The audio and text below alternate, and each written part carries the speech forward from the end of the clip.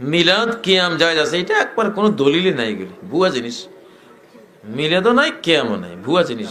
জন্ম মিলাদ মানে কি? নবীজির জন্ম বৃত্তান্ত আপনি আলোচনা করবেন, শুনবেন, অসুবিধা নেই, কিন্তু গদ করে এক জায়গায় বসে বসে যা করা হয় এটা ঠিক না। এটা রাসূলের যুগে, সাহাবীদের যুগে ছিল না, পরবর্তীতে মানুষ এগুলো বানিয়েছে। কিনা অনেকদিন পর এই প্রশ্ন শুনলাম। এটি মানে এমন প্রশ্ন যে আমাদের সকলেই জানা থাকার কথা। সেটা হচ্ছে রাসূলুল্লাহ সাল্লাল্লাহু আলাইহি ওয়াসাল্লাম এর উপর আমাদেরকে আল্লাহ সুবহানাহু ওয়া তাআলা দরুদ পড়তে বলেছেন, কিন্তু দরুদের নামে পরবর্তী সময়ে ইসলামের মধ্যে একটি নতুন মানে উদ্ভাবন করা হয়েছে, নতুন একটি কাজ ইসলামের মধ্যে সংযোজন করা হয়েছে, সেটি হচ্ছে মিলাদ এবং কিয়াম। এটা মূলত মানে ইসলামের প্রথম যুগে আল্লাহ রাসূল সাল্লাল্লাহু আলাইহি ওয়াসাল্লামের সময় ছিল না, এবং খোদ রাসূলুল্লাহ সাল্লাল্লাহু আলাইহি ওয়াসাল্লাম নিজেও করেননি, সাহাবীদের সময় ছিল না, তাবিদের সময় ছিল না, তবে তাবিদের সময় ছিল না, আইমাতুল ইজতিহাদের সময় ছিল না, এবং এটি খুবই পরবর্তী সময়ে প্রায় 500-600 বছর পরে মূলত এটি একদল লোক আবিষ্কার করেছে, এবং সেটা একটা প্রেক্ষাপট আছে, অনেক দীর্ঘ প্রেক্ষাপট আলোচনা করার সুযোগ নেই। মিলাদ মানে কি? মিলাদ মানে একটা হলো জন্ম, আর একটা হলো জন্মে কোনো কর্ম করা, জন্ম উপলক্ষে। রাসূলুল্লাহ সাল্লাল্লাহু আলাইহি ওয়াসাল্লাম সোমবারে রোজা রাখতেন। সাহাবীরা বললেন, ইয়া রাসূলুল্লাহ, আপনি সোমবারে রোজা রাখেন কেন? তিনি বললেন, এই দিনে আমার জন্ম হয়েছে, এই দিনে আমি নবুয়ত পেয়েছি। তাহলে রাসূলুল্লাহ সাল্লাল্লাহু আলাইহি ওয়াসাল্লামের জন্ম এবং নবুয়তের কৃতজ্ঞতা শুকরিয়ার জন্য মিলাদের সুন্নত পদ্ধতি কি? সোমবারে রোজা রাখবো। যে পারবেন সোমবারে রোজা রাখবেন। বিশ্বনবীর জন্মদিন সাহাবারা পালন করতেন না, বিশ্বনবী নিজেও পালন করতেন না। শুধু যখন জিজ্ঞেস করা হলো কেন রোজা রাখেন, বিশ্বনবী বলেন, যেহেতু জন্মেছি, এই জন্মটা আল্লাহ আমার না দিলেও পারতেন, জন্মের শুকরিয়া স্বরূপ আমি রোজা রাখি। সুবহানাল্লাহ। এজন্য এগুলি খ্রিস্টানদের অনুকরণ। ক্রিসমাস, খ্রিস্টানরা ঈসা আলাইহিস সালামের জন্মদিন পালন করে। 604 খ্রিস্টাব্দে ক্রুসেড যুদ্ধের সময় তাদের দেখা দেখি কিছু মুসলমান, অজ্ঞ মুসলমানরা এটা ইসলামে ঢুকাইছে, বুঝেন না? তবে মিলাদ পড়লে বেশ কিছু লাভ আছে, জিলেপিওয়ালার লাভ আছে,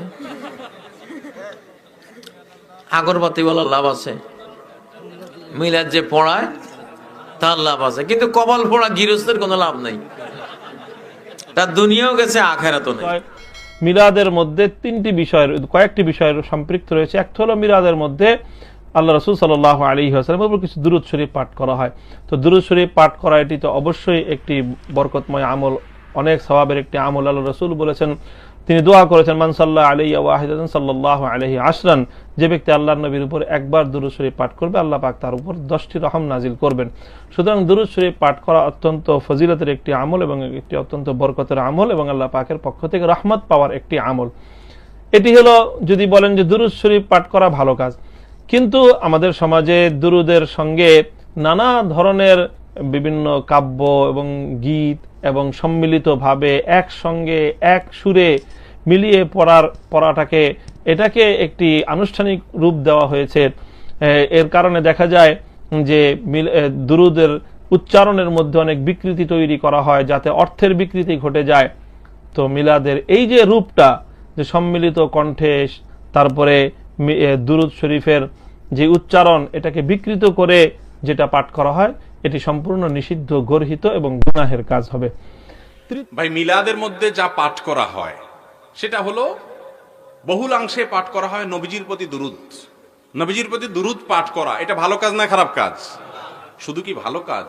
রাসূল করিম সাল্লাল্লাহু আলাইহি ওয়াসাল্লাম বলেছেন, মান সাল্লা আলাইয়া মাররাতান সাল্লাল্লাহু আলাইহি আশরা, যে ব্যক্তি আমার প্রতি একবার দুরূদ পাঠ করবে, আমার জন্য দুরূদ পাঠ করা মানে নবীর জন্য দোয়া করা, একবার দোয়া করবে, আল্লাহ তাআলা তার প্রতি 10 বার রহমত নাজিল করবে।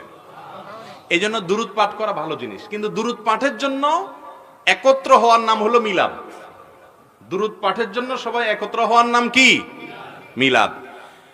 কোরআন এবং হাদিসে দুরূদ পাঠের আমলটাকে ইন্ডিভিজুয়াল আমল হিসাবে রাখা হয়েছে, এটা যার যার আমল, এটার জন্য একত্র হওয়ার কোনো প্রয়োজন। হজ একা একা করার জিনিস না, 5 ওয়াক্ত নামাজ পুরুষরা একা একা পড়ার জিনিস না, এখানে জামাতে পড়তে হয়। কিন্তু দুরূদ এটা পার্সোনাল, ওযু যেরকম যার যারটা করবে, দুরূদটাও যার যারটা সে করবে, এর জন্য একত্র হওয়ার কোনো প্রয়োজন নাই। একদল লোক মনে করে থাকেন যে মানে দরুদের জন্য এটা একটা সুযোগ না, আপনি আল্লাহ রাসূল সাল্লাল্লাহু আলাইহি ওয়াসাল্লামের দরুদ পড়বেন সার্বক্ষণিক, যখনই এটা ইবাদত, এবং গুরুত্বপূর্ণ ইবাদত। যেহেতু আল্লাহ সুবহানাহু ওয়া তাআলা বলেছেন ইন্নাল্লাহা ওয়া মালাইকাতাহু ইউসাল্লুনা আলান নবী ইয়া আইয়ুহাল্লাযীনা আমানু সাল্লু আলাইহি ওয়া সাল্লিমু তাসলিমা, যে আল্লাহ এবং তার ফেরেশতারা ইউসাল্লুনা আলান নবী, নবী সাল্লাল্লাহু আলাইহি ওয়াসাল্লামের রহমত এবং দরুদ পড়েন। ইয়া আইয়ুহাল্লাযীনা আমানু, হে ইমানদারগণ, সাল্লু আলাইহি ওয়া সাল্লিমু তাসলিমা, তোমরা তার উপর দরুদ পড়ো এবং তার উপর তোমরা সালাম পেশ করো। এই আয়াতের মাধ্যমে স্পষ্ট সাব্যস্ত হয়েছে যে রাসূলুল্লাহ সাল্লাল্লাহু আলাইহি ওয়াসাল্লামের এই উম্মতের উপর হক হচ্ছে এই উম্মত তার জন্য দরুদ পড়বে এবং এই দরুদ এবং সালাত এবং সালাম তার জন্য পড়বে। এটি অন্যতম একটি হক। এটি শুধু সুনির্দিষ্টভাবে মানে মিলাদের মধ্যে পড়বে আর অন্য সময় পড়বে না, ব্যাপারটি এমন নয়। আমাদের পৃথিবীতে কি ভিমরলে আমাদেরকে পেয়েছে, আমরা অনেকেই বলি ইয়া রাসূল, ইয়া নবী। কে দিয়েছে অথরিটি আপনাদেরকে শুধু ইয়া রাসূল বলে বিশ্বনবীর সম্মানের হানি করানোর জন্য? আলিফ লাম দিয়ে বিশ্বনবীর ইজ্জত বাড়িয়ে দিয়েছেন কে? আলিফ লাম আছে কারো ইজ্জত বাড়ানোর জন্য। ইনডেফিনিট আর ডেফিনিট দুটি সেন্স আছে। ইংলিশে ডেফিনিটটা আছে ডিগনিফাইড কোন পার্সোনালিটির জন্য, definite your high, your excellency, the supreme power of world, এরকম বলে আমরা দি যোগ করি। আল্লাহ রাব্বুল আলামিন বিশ্বনবীর নামে সব সময় দি যোগ করেছেন, সুবহানাল্লাহ। কখনো এটা বাদ দেন নাই। যখন নবী বলেছেন শুধু নবী বলেন নাই ইয়া আইয়ুহান নবী, যখন রাসূল বলেছেন শুধু রাসূল বলেন নাই ইয়া আইয়ুহার রাসূল। বিশ্বনবীর মর্যাদা দিয়েছেন। আবার সারা কোরআনের কোথাও ইয়া মুহাম্মদ বলে ডাকেন নাই। যতবার মুহাম্মদ বলেছেন আল্লাহ নিজে বিশ্বনবীর রিসালাতের পরিচয় দিয়েছেন। কে দিয়েছেন? যখনই বলেছেন মুহাম্মদ, আল্লাহ বলেছেন মুহাম্মদ আমার রাসূল। ওয়া মা মুহাম্মাদ ইল্লা রাসূল قد خلت من قبله الرسل محمد رسول الله صلى الله। এই জন্য আমরা মিলাদ পড়া যে বিদআত, এতে কোনো সন্দেহ করি না। বরং মিলাদ পড়বেন না, আমরা দুরুদ পড়ব। মিলাদ আর দুরুদ এক কথা না। রাসূলুল্লাহ সাল্লাল্লাহু আলাইহি ওয়াসাল্লামের উপর সালাত ও সালাম পেশ করা, এটা সর্বোত্তম ইবাদতের অন্তর্ভুক্ত। যে সমস্ত ইবাদত আল্লাহ এবং তার রাসূল আমাদেরকে জানিয়েছে তার মধ্যে একটি হচ্ছে বেশি বেশি করে রাসূলুল্লাহ সাল্লাল্লাহু আলাইহি ওয়াসাল্লামের কাছে রাসূলুল্লাহ সাল্লাল্লাহু আলাইহি ওয়াসাল্লামের উপর সালাত ও সালাম পেশ করা। এক সাহাবী বলেছেন, ইয়া রাসূলুল্লাহ, আমি কতটুকু আপনার জন্য আপনার উপর সালাত পেশ করব? 3 ভাগের 1 ভাগ, অর্ধেক, পুরো। রাসূলুল্লাহ সাল্লাল্লাহু আলাইহি ওয়াসাল্লাম বললেন, তুমি যদি কোনো বেশি করে তো আরো উত্তম। তখন তিনি বললেন, হ্যাঁ, আমি সবসময় আপনার শুধু আমার যাবতীয় দোয়া শুধু আপনার সালাতের মধ্যে সীমাবদ্ধ রাখবো, অর্থাৎ যত বেশি পারি সালাত ও সালাম পেশ করব। এটার মাধ্যমে তিনি চেয়েছেন যে রাসূলের উপর সালাত পেশ করলে লাভ কি? আল্লাহ তাআলা তার উপর 10 বার আল্লাহ তার কাছে যারা আছে তাদের কাছে এই ব্যক্তির জন্য 10 বার নিজেকে উল্লেখ করে থাকেন। সেই জন্য আমাদের উচিত হবে বেশি বেশি করে সালাত, রাসূলের উপর সালাত পাঠ করা, এবং এটা হিসাব করে কোনো গণনা করার বিষয় নয়। অগণিত অসংখ্যবার যখন সুযোগ পাবেন সাল্লাল্লাহু আলাইহি ওয়াসাল্লাম বলবেন, অথবা আল্লাহুম্মা সাল্লি আলা মুহাম্মদ ওয়া আলা আলি মুহাম্মদ বলবেন, অথবা আল্লাহুম্মা সাল্লি আলা মুহাম্মদ ওয়া আলা আলি মুহাম্মদ কামা সাল্লাইতা আলা ইব্রাহিম ওয়া আলা আলি ইব্রাহিম ইন্নাকা হামিদুম মাজিদ, এভাবে বলবেন। দুরুদ পড়বেন। দুরুদ যদি সারা জীবন ভরে পড়েন, আর কোন দোয়া মুখে উচ্চারণ নাই, শুধু দুরুদ। আল্লাহ নবী বলেন, এজান ইউগফারু লাকা যামবুক ওয়া ইউগফা হাম্মুক, তোমার সব গুনাহ ক্ষমা করা হবে, সমস্ত দুঃখ দুশ্চিন্তা থেকে তোমাকে মুক্তি দিয়ে দেয়া হবে। দুরুদের ফজিলত এত বড়, কোন দোয়াই কবুল করবেন না আল্লাহ তাআলা যদি দোয়ার মধ্যে দুরুদ শরীফ না থাকে। কত বড় জিনিস এটা। মিলাদ না পড়লে দোয়া কবুল হবে না, এটা আসেনি। দুরুদ না পড়লে দোয়া কবুল হবে না, এটা আছে। মিলাদ নিয়ে কেন মত পার্থক্য বা মতবিরোধ হবে? এখানে তো খারাপ কিছু আমরা দেখতে পাচ্ছি না, যে রাসূলের সম্মানার্থে দাঁড়ানো হচ্ছে, বলা হচ্ছে। জি ভাই, আসলে আপনি খুব ভালো বলেছেন। মূল সমস্যাটা আমরা এড়িয়ে চলি। যেমন মনে করেন আপনার মসজিদে জামাতের সাথে প্রতিদিন রাত 2টোর সময় আজান দিয়ে তাহাজ্জুদ পড়া হয়। একজন যে বলেন না এটা করবেন না, এটা ঠিক নয়। এটা ঠিক নয় মানে উনি তাহাজ্জুদ বিরোধী নন, এটা ঠিক নয় মানে উনি মসজিদে তাহাজ্জুদের বিরোধী নন, একটা নির্দিষ্ট পদ্ধতির বিরোধী। মিলাদ, রাসূলুল্লাহ সাল্লাল্লাহু আলাইহি ওয়াসাল্লামের জন্মের কথা বলা বা জন্মে আনন্দ প্রকাশ করা, এটা একটা সুন্দর ইবাদত। এটার একটা পদ্ধতি রাসূলুল্লাহ সাল্লাল্লাহু আলাইহি ওয়াসাল্লাম এবং সাহাবীদের ছিল। সমস্যা হলো পদ্ধতি নিয়ে, যে আপনি রাসূলুল্লাহ সাল্লাল্লাহু আলাইহি ওয়াসাল্লাম এবং সাহাবীদের পদ্ধতিতে যদি এটা করেন, তাহলে কি সুন্দর হয় না ভাই? অথবা আপনি কি মনে করেন রাসূলুল্লাহ সাল্লাল্লাহু আলাইহি ওয়াসাল্লাম এবং সাহাবীরা যেভাবে করতেন ওটা এখন চলে না, আমরা নতুন করতেই হবে? রাসূলুল্লাহ সাল্লাল্লাহু আলাইহি ওয়াসাল্লামের জন্মে সম্মান দেখানোর জন্য রাসূলুল্লাহ সাল্লাম নিজে একটা পদ্ধতি শিখিয়েছেন, সেটা হলো সোমবার দিন রোজা রাখা। আর আমরা রাসূলুল্লাহ সাল্লামের দরুদ ও সালাম যেভাবে পড়ি সবই ভালো কাজ, কিন্তু পদ্ধতিটা সাহাবীরা করেননি। তারা সম্মানের সাথে বসে রাসূলুল্লাহ সাল্লামের জীবনী আলোচনা করতেন, যখন রাসূলুল্লাহ সাল্লাম নাম আসতো তখন সেটা পড়তেন। এই যে নতুন পদ্ধতি আমরা বানিয়েছি, রাসূলুল্লাহ সাল্লাম বলেছেন কোন মুসলমান যদি দিনের ভিতরে নতুন কিছু বানায় আল্লাহ তাআলা সেটা অ্যাকসেপ্ট করবেন না। তাহলে মিলাদের সমস্যা মিলাদে নয়, মিলাদের যে পদ্ধতি আমরা বানিয়েছি এটা বাদ দিয়ে মুহাম্মদ সাল্লাল্লাহু আলাইহি ওয়াসাল্লাম এবং সাহাবীদের পদ্ধতিতে মিলাদটা আমরা পড়ি, এটা হলো মূল যারা মিলাদের বিরোধিতা করেন বলে মনে করে তাদের দাবি। আর যারা মিলাদ করছেন তারাও মূলত একটা ভালো কাজ করছেন। যেমন একজন লোক রোজা রাখছেন অথবা তারাবি পড়ছেন, আমরা তার পদ্ধতিগত সমালোচনা করছি যে আপনার এই পদ্ধতিটা সুন্নাহ মতো হচ্ছে না, আপনি সুন্নাহ মতো এটা আদায় করেন। আশা মিলাদ পড়ার কোনো দলিল নেই, দুরুদ পড়ার দলিল আছে। সাল্লু আলাইহি ওয়া সাল্লিমু তাসলিমা, নবীর জন্য সালাত সালাম পাঠ করো। আল্লাহুম্মা সাল্লি আলা মুহাম্মদ ওয়া আলা আলে মুহাম্মদ, ঠিক না? এই দুরুদ একবার পড়লে আল্লাহ তার জন্য 10 বার দুরুদ পড়েন, অর্থাৎ 10 বার রহমত নাজিল করেন। মিলাদ একবার পড়লে আল্লাহ কয়বার তার জন্য মিলাদ পড়ে? আসেনি কোনো হাদিসে? কোথাও নাই। ভুয়া জিনিস। কি জিনিস? ভুয়া জিনিস। একজনের প্রশ্ন করে, কয় হুজুর মিলাদ পড়লে কোনো লাভ আছে কিনা? আমি বললাম যে হ্যাঁ অনেক লাভ আছে, মিলাদ পড়লে লাভ আছে। জিলাপি, যে জিলাপি বিক্রি করে তার অনেক লাভ, 1.5 মণ 2 মণ জিলাপি সে বিক্রি করতে পারে। আবার যারা মিলাদ পড়তে যায় তারা প্রত্যেকে 1-2 খান করে ভাগে পায়, তাহলে লাভ হইল না? জিলাপির লাভ।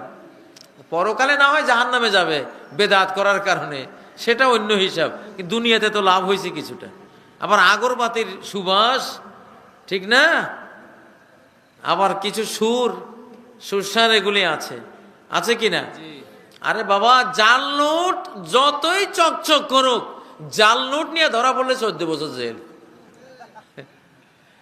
পুলিশে এটা শুনতো না, যতই বলো ভাই পুলিশ এত সুন্দর নোট খান, তুমি মিলে দেখো তো তোমার আসল নোটের চেয়েও সুন্দর, আমারে তুমি জেলে দিও না। পুলিশে তোর বেড়া আরো পিটাইবে ধইরা, ঠিক না?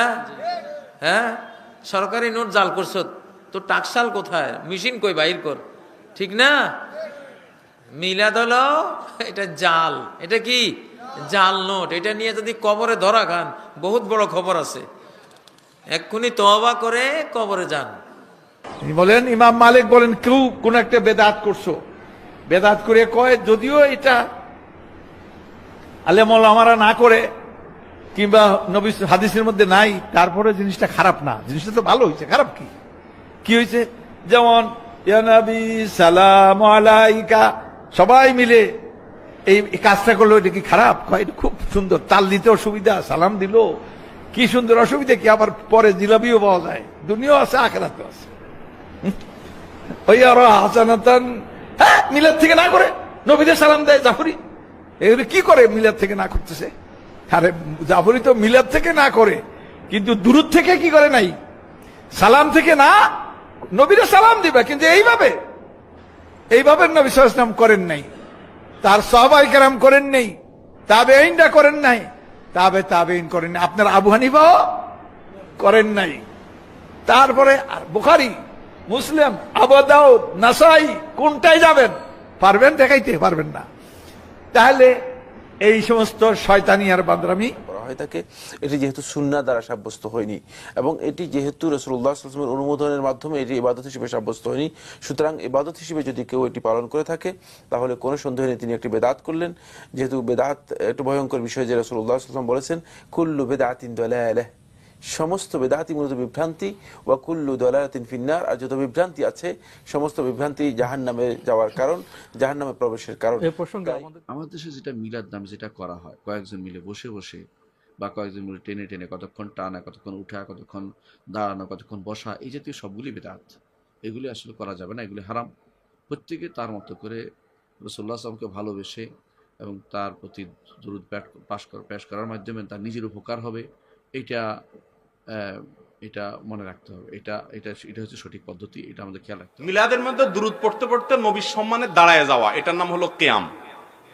আমি একটা কথা প্রায় বলি, নবীর সম্মানে যদি দুরূদ পড়তে পড়তে দাঁড়ায় যাওয়া লাগে, তাহলে তো আল্লাহর সম্মানে কোরআন পড়তে পড়তে লাফানো উচিত, ঠিক না ঠিক বলেন?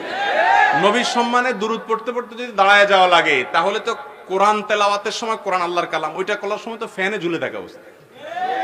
বোঝা গেল এগুলোর সাথে আসলে কোনো সম্মানের সম্পর্ক নাই। অনেক সময় দেখা যায় দাঁড়ায়, আবার সবাই গোল হইয়া দাঁড়ায়, মাঝখানে একটা চেয়ার বা বালিশ রাখে নবীজি এসে বসার জন্য, ঠিক না ঠিক? তো নবীজি আসবে কিভাবে? সবাই গোল হইয়া দাঁড়াইছেন, মাঝখানে বালিশ রাখছেন, উনি আসবেনটা কোন দিক দিয়া? সে রাস্তাই তো বন্ধ করে দিচ্ছে।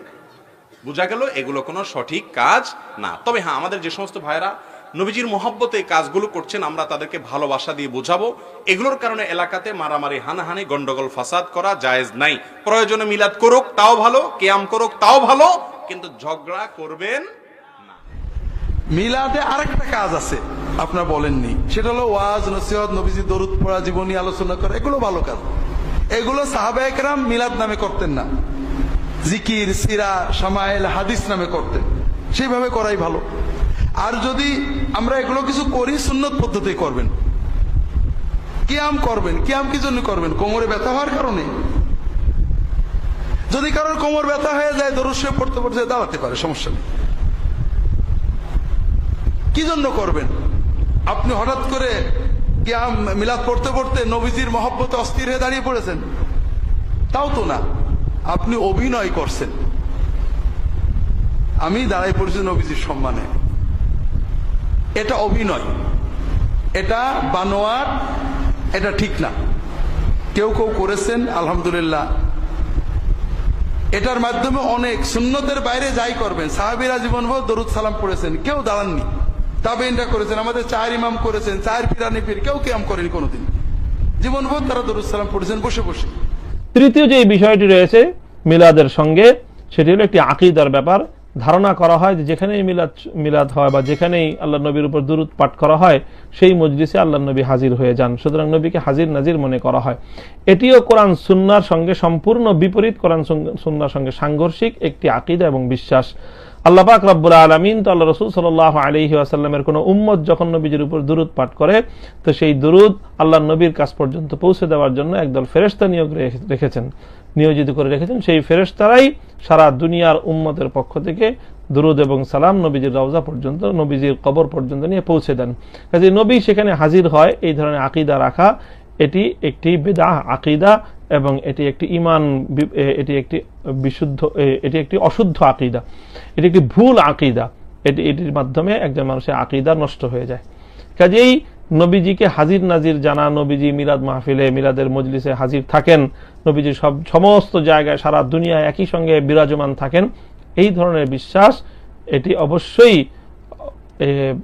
একটি পরিহার করার মতো, এটি একটি ভুল বিশ্বাস। এই বিশ্বাসকে পরিহার করতে হবে। মিলাদ কিয়ামের সঙ্গে এটিও সম্পৃক্ত। এজন্য আল্লাহ নবী হাজির হন এটাকে মনে করেই তারা সকলে দাঁড়িয়ে যায়। তো এই যে কিয়াম করা, এই মনে এই বিশ্বাস রেখে যে আল্লাহ নবী হাজির হয়েছেন, এটি বিদআত এবং এটি ভুল আকীদা। তবে হ্যাঁ, কেউ যদি এমনি দাঁড়িয়ে দাঁড়িয়ে দুরূদ শরীফ পাঠ করে, তাতে তো কোনো সমস্যার কিছু নেই। দাঁড়িয়ে দুরূদ শরীফ পড়া যায়, বসে দুরূদ শরীফ পড়া যায়, শুয়ে দুরূদ শরীফ পড়া যায়, যে কোনোভাবে দুরূদ শরীফ পড়া যায়, এতে সমস্যার কিছু নেই। কিন্তু ওই আকীদা নিয়ে যদি কেউ দাঁড়িয়ে দুরূদ শরীফ পড়ে, তাহলে সেটি একটি ভুল এবং ভ্রান্ত আকীদা হবে। বেদাতি অপশনগুলো, এর খাবারটা ত্যাগ করাটা ভালো। বেদাতি অপশানে অথবা পাপের কোনো অপশানে অথবা ইসলাম সাপোর্ট করে না, একে সিনফুল অ্যাক্ট বা পাপের অনুষ্ঠান কিংবা বেদাতের অনুষ্ঠান হিসেবে কনসিডার করা হয় মুহাক্কিক উলামাদের বক্তব্য অনুযায়ী, তার খাবারগুলো অ্যাভয়েড করাটা খুবই ভালো। এটাকে একদম হারাম হিসেবে উচ্চারণ করা, এটা আমরা করছি না ফর সাম রিজন, বাট এটা ত্যাগ করা ভালো। কারণ যে কোনো উপলক্ষ যদি শরিয়া সাপোর্ট না করে, তাহলে দেখা যাচ্ছে যে শরিয়া তার খাবারটাও খেতে নিষেধ করে। যেমন মিষ্টি, মুসলমানের বানানো মিষ্টি, এটা যদি দুর্গাপূজায় বেদিতে রাখা হয় বরকতের জন্য, খাওয়া যাবে? সেটা খাওয়া যাবে না।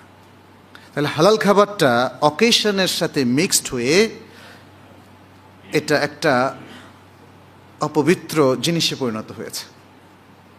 এজন্য যেগুলো রিকগনাইজড বেদাহ অথবা ওলামায়ে কেরামের ফাতাওয়া অনুযায়ী এগুলো ইসলামিক আইডিওলজি বিরোধী, বরং দলিল পাওয়া যায় যেগুলো পাপমূলক অনুষ্ঠান, সেগুলোর খাবার অ্যাভয়েড করা উচিত আমাদের।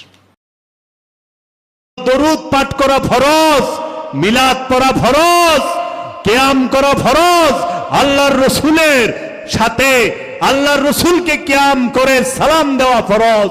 কারণ আল্লাহ নামাজ পড়ে না কিন্তু আল্লাহ দরুদ পড়ে, আল্লাহ হজ করে না কিন্তু আল্লাহ দরুদ পড়ে, আল্লাহ যাকাত দেয় না কিন্তু আল্লাহ দরুদ পড়ে, আল্লাহ হজ করে না, কুরবানি করে না, যাকাত দেয় না, আল্লাহ রব্বুল আলামিন সে নামাজ পড়ে না কিন্তু সে দরুদ পড়ে। তাইলে হজ, কুরবানি, যাকাত, এই নামাজ সমস্ত কিছু আমানত করব, আর আল্লাহ দরুদ পড়ে তার হাবিবের উপরে, তাই দরুদ পড়া ফরজ। যারা কয় বেদাত না জায়েজ, এরা কোরআন অস্বীকারী। আল্লাহ যে বলছে ইয়া আইয়ুহাল্লাযিনা আমানু, এই ইয়া আইয়ুহাল্লাযিনা আমানু এটা হলো ফরজ হুকুম, ফরজ হুকুম অবশ্যই পড়তে হবে। আমা নইলে এখন কেউ যদি কাফের হয়, এর লেগা আল্লাহ কয় ইয়া আইয়ুহাল কাফিরুন সাল্লু আলাইহি ওয়া সাল্লিমু তাসলিমা, ইয়া আইয়ুহাল মুশরিকুন সাল্লু আলাইহি ওয়া সাল্লিমু তাসলিমা, ইয়া আইয়ুহাল মুনাফিকুন সাল্লু আলাইহি ওয়া সাল্লিমু তাসলিমা, ইয়া আইয়ুহাল জালিমুন সাল্লু আলাইহি ওয়া সাল্লিমু তাসলিমা। এই কথা কইছে না, কইছে আমানু। আমানু হইলে পড়বেন, যারা পড়ে না বুঝবেন জালিম নইলে মুনাফিক। নাকি জালিমরা দরুদ পড়বো কে, মুনাফিকরা দরুদ পড়বো কে? দরকার আছে না? এর জন্য নবী কার? আল্লাহর নবী, আল্লাহ আল্লাহর নবী। তুমি মানলে মানো, না মানলে না মানো, কিচ্ছু আয় যায় না। আল্লাহ মেনে লইছে আপনি আমার নবী, বাস। রসুল আল্লাহ, রসুল কার? আল্লাহর। তুমি রসুল মানলে মানো, না মানলে না মানো, কিচ্ছু যায় আসে না। রসুল মানলে আমানু হইবা, রসুলের অনুসরণ কইরা মুক্তি পাইলে মুমিন হইবা। তাহলে তুমি মানলে মানো, না মানলে না মানো, কিন্তু রসুল কইলে আল্লাহর, আল্লাহর রসুল, আল্লাহর ওলি, ওলি আল্লাহ, নবী আল্লাহ, রসুল আল্লাহ। ওয়া নাই মোহাম্মদ রসুল আল্লাহ, কোরআনে স্পষ্ট মোহাম্মদ আল্লাহর রসুল। তাই জান শরীফ শাহ সুরেশ্বরী বাবা বলেছেন, মুর্শেদ হাসরে গতি, খলিফা নবীর শত নবী সাথী নহে কিন্তু নিজ পীর।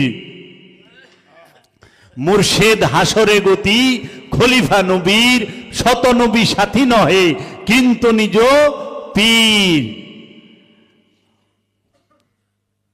না বলো খোদার নাম, না বলো রসুল, পীর মুখে এক নামে বুলাও কেবল। তব জন্য পীর যদি করে আরাধন, তবেই তো সন্তুষ্ট হবে প্রভু নিরঞ্জন, তবেই তো সন্তুষ্ট হবে প্রভু নিরঞ্জন। তুমি পাপী শত পাপী, তাতে দোষ নাই। তুমি পাপী শত পাপী, তাতে দোষ নাই। তুমি ফানি পীর ধনী, তার স্থানে চাই। ভক্তিতে সিদ্ধ হবে মনের বাসনা, ভক্তিতে পূর্ণ হবে নানা উপাসনা। ভক্তিতে তৃণকোটা হইবে পর্বত, ভক্তিতে দূরে যাবে মনের কল্পত। ভক্তিতে লিঙ্গ হবে পাষাণ প্রখণ্ড, ভক্তিতে খণ্ড হবে লিখন নির্বন্ধ। অভক্তিতে মিথ্যা হয় সত্য গুরুজন, ঘাসে ভক্তি পাবে মুক্তি রুমের কথন। পীর যদি ঘাস হয় ভক্তি কর তাই, ঘাসে ভক্তি পাবে মুক্তি যাবে না বৃথায়। দয়াল মুর্শিদ, মুর্শিদ আমাকে তুমি শিখায়া দাও, শিখায়া দে তুই আমারে কেমন করে তোর। ইয়া রাসূল, ইয়া আলী, ইয়া আলী। দয়াল মুর্শিদ।